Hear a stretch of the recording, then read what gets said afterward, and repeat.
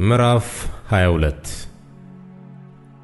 ከነዚህም ነገሮች በኋላ እግዚአብሔር አብርሃምን ፈተነው እንዲህም አለው፣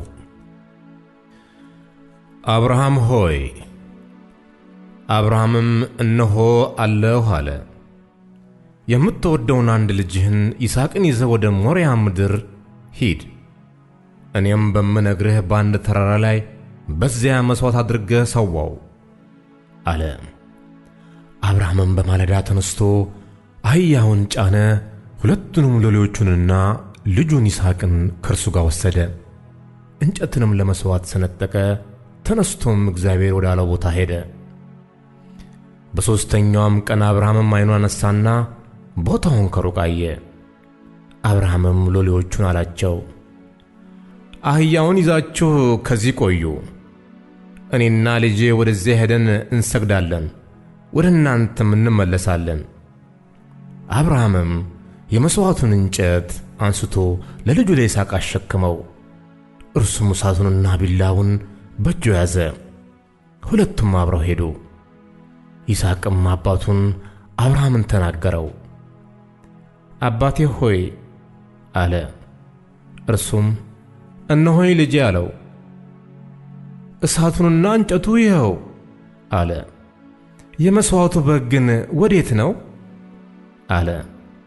አብርሃምም ልጄ ሆይ የመሥዋዕቱን በግ እግዚአብሔር ያዘጋጃል አለው።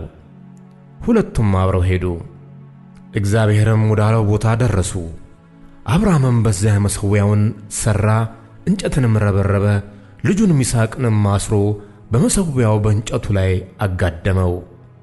አብርሃምም እጁን ዘረጋ፣ ልጁንም ያርድ ዘንድ ቢላዋ አነሣ። የእግዚአብሔር መልአክም ከሰማይ ጠራና አብርሃም አብርሃም አለው።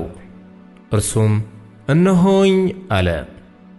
እርሱም በብላቴናው ላይ እጅህን አትዘርጋ፣ አንዳችም አታድርግበት፣ አንድ ልጅህን ለእኔ አልከለከልክምና እግዚአብሔርን የምትፈራ እንደሆን አሁን አውቄአለሁ አለ።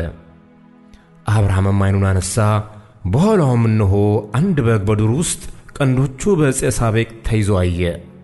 አብርሃምም ሄደ፣ በጉንም ወሰደው፣ በልጁም ፋንታ መሥዋዕት አድርጎ ሰዋው።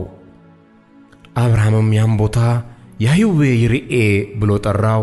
እስከ ዛሬም ድረስ በእግዚአብሔር ተራራ ይታያል ይባላል።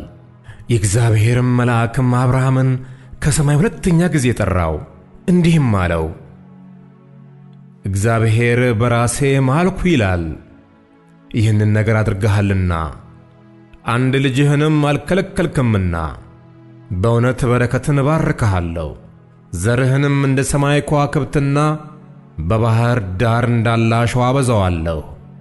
ዘርህም የጠላቶችን ደጅ ይወርሳል፣ የምድር አሕዛብ ሁሉ በዘርህ ይባረካሉ፣ ቃሌን ሰምተሃልና። አብርሃምም ወደ ብላቴኖቹ ተመለሰ። ተነስተውም ወደ ቤርሳቤህ አብረው ሄዱ። አብርሃምም በቤርሳቤህ ተቀመጠ። ይህም ከሆነ በኋላ ለአብርሃም እንዲህ ተብሎ ተነገረ፣ እነሆ ሚልካ ደግሞ ለወንድም ለናኮር ልጆችን ወለደች።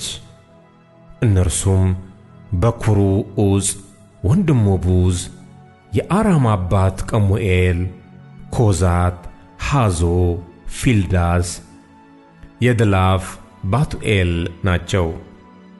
ባቱኤልም ርብቃን ወለደ። እነዚህን ስምንቱን ሚልካ ለአብርሃም ወንድም ለናኮር ወለደች። ሬማ የሚሏት ቁባቱ ደግሞ ጥባህን፣ ገአምን፣ ታሐሽን፣ ሞክሳን ወለደች።